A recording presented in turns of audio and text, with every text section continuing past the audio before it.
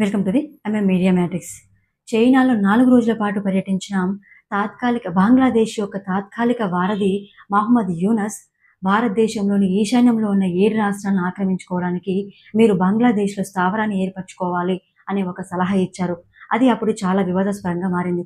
ఆ తర్వాత మరికొన్ని రోజులకు ఒక సమావేశంలో భేటీ అయిన బంగ్లాదేశ్ యొక్క వారధి మహమ్మద్ యూనస్ నరేంద్ర మోడీ గారితో భేటీ అయ్యారు.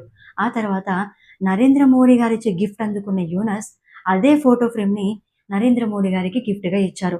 ఆ తర్వాత నరేంద్ర మోడీ గారు యూనస్కి పెద్ద వార్నింగే ఇచ్చినట్లుగా తెలుస్తుంది. మీరు చేసే వ్యాఖ్యలు చాలా వివాదాస్పదంగా మారుతున్నాయి, ఈ వ్యాఖ్యలని ఇక్కడితో ఆపేయండి అని గట్టిగానే వార్నింగ్ ఇచ్చారు.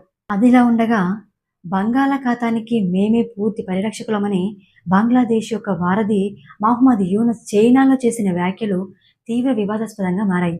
ఈ వివాదాస్పద వ్యాఖ్యలపై భారత్ తీవ్రంగా స్పందించింది. ఆ దేశానికి ఉన్న ట్రాన్సిట్ సౌకర్యాన్ని రద్దు చేసేసింది. ఇకపై భారతదేశంలో నడిచే బంగ్లాదేశ్ యొక్క ఉత్పత్తులను ఎగుమతి చేయడానికి రోడ్డు సౌకర్యాలను కానీ విమానాశ్రయాలను కానీ రద్దు చేసింది. వారికి అవకాశం లేకుండా పోయింది.